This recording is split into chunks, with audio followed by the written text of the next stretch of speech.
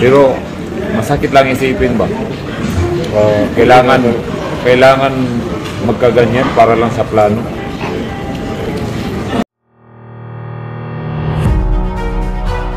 Mga kakwento, benta nga ba ang laban ni John Ariel Casimero kontra yan kay Kyunosuke Kamida? Marami ang nagulantang sa isyong ito. Kaya naman, narito ang paliwanag ni na John Ariel at ni Coach Jason Casimero. At syempre, video courtesy po tayo kay Michael John na Facebook account. Ano ko lang naman na siguro, yung kumbaga natalo tayo, siguro may mga plano ang Diyos, si Lord na mas higit pa ba na yung mga kalaban, na yung mga hindi lumaban sa iyo ba, baka lumaban na sila. Wag ka na magpaliwanag. Palaglag mo ng laban eh. Kanina ba trabaho yan? Alam naman natin yan. Lagi mong inuhuli yung kalaban. Ako nga, paos na paos. Huwag ka na magpaliwanag. Pero yun nga, pinapalaki nila yung issue at kilala nyo naman yan sila na tayo lang talaga binabantayan. Ano ba sinabi mo kagabi? Nasabi ko kasi doon na pero ang ibig ko naman sabihin doon na yun nga, na kung natalo man tayo, kumbaga siguro, yun ba? Baka. Sinabi ko naman baka. Doon, dami. Iba kasi yung baka sa yung baka Philippines. Yung baka sa Bisaya ano yun? Hayop yung hayop na. Yung baka sa Bisaya ano yun? Yung parang kalabaw ba? Cow. Yung baka sa Tagalog kasi baka sakali. Kaya huwag ka na magpaliwanag. Ang plano ba? Plano nyo na palaglag? Nakita naman nila. Patay kayo dyan. Kung ako guys, kahit isang beses, hindi ko pwede pagpapalit yung karangalan ko sa halagang salapi lang yan. Putang na yan.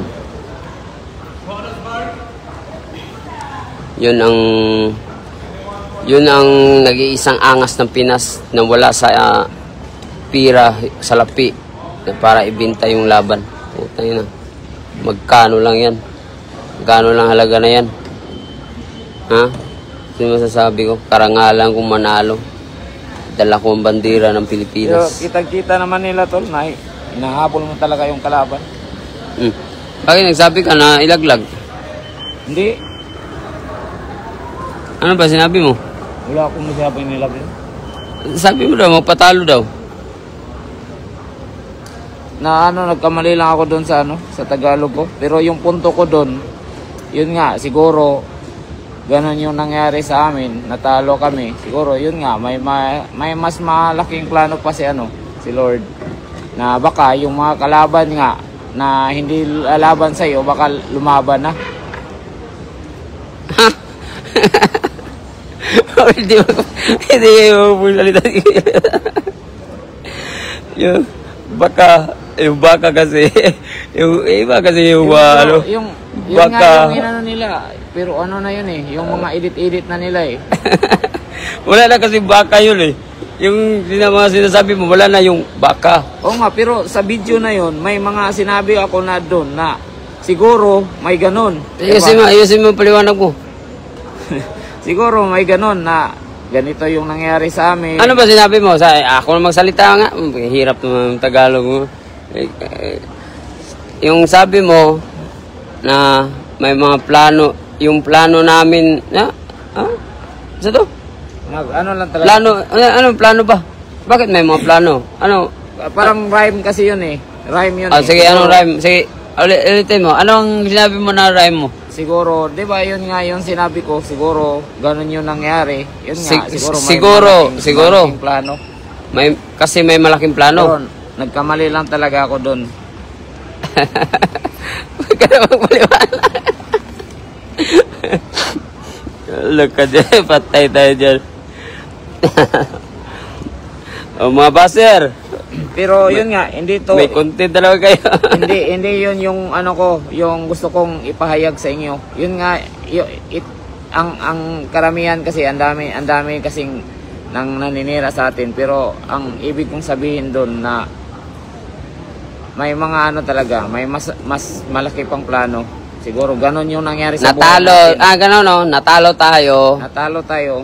Pero baka Yun nga, talo nga tayo. Siguro, yun nga yung sinasabi ko. Baka may may plano pa si Lord ba? Kaya siguro ganun yung nangyari sa atin. Natalo tayo, baka may mas malaki pang plano si Lord para yung hindi lumalaban sa atin at ngayon ay lumalaban na. Ayun, ganun yung iba kasi yung Tagalog. Ayusin mo yung Tagalog mo kasi. Ulit. Grabe. Kilala niyo naman yung mga ugali nila guys. Grabe yung paninira sa amin noon pa. Dati, yun nga.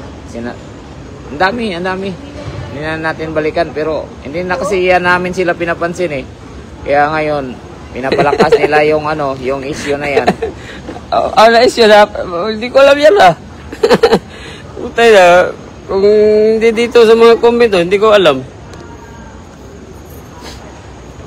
Ano, malala ba talaga yung sinasabi mo? Yun nga, yung sinabi ko kasi doon sa Tagalog na yun. Parang, baka may walang baka. Walang baka sinabi mo, meron. Sabi ko siguro. Siguro. Siguro, natalo tayo. Oh, yan. May malaking plano tayo na diniritso mo. Natalo tayo, baka may plano ang Diyos. Ganun yung salita, yung ano mo. Natalo tayo, baka natalo tayo dahil may plano ang Diyos na yung hindi lumalaban sa atin, ngayon lumalaban na at mas malaking plano ang Diyos para sa atin na ngayon lumalaban na sila. Ayun. Kasi kung natalo ka man ngayon, hindi naman si Naoya Inoue yung tumalo sa'yo eh. Sino? Yun naman si Kamida eh. Sino yung Kamida? Yung Kamida na ano, yung kalaban mo. yung Kosi. Ate ka dyan. Wala pa namang ads na knockout. Tapos ikaw nagkaganan ka. Ayusin mo kasi mag-Tagalog mo.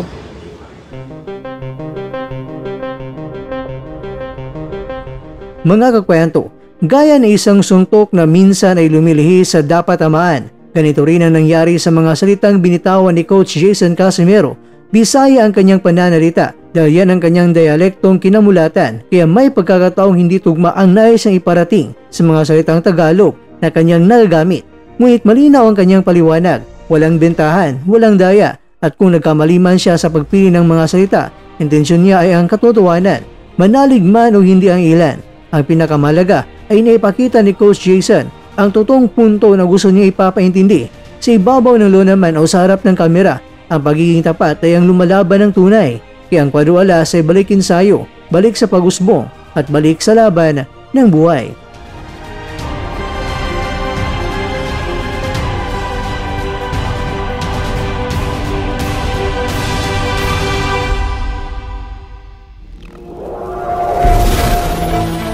At dyan, nagtatapos ang ating kwento.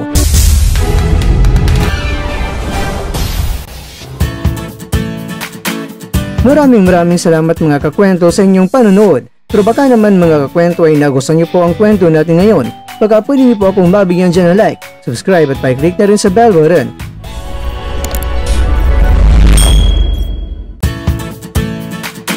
Pero bago tayo tatapos mga kwento, syempre, shoutout po muna tayo dyan sa ating mga kakwento. Kay kakwentong Mario Celiano, kay kakwentong Roger Saison, kay kakwentong Vicrio Anora, at kakwentong nanonood ngayon, shoutout sa iyo dyan. Bueno, hanggang dito na po muna ang ating kwentuhan at abangan nyo na po ating susunod na video. At dito na po yan sa isang channel na kung saan maaring ito'y mga kwentong di pa na kwento sa inyo.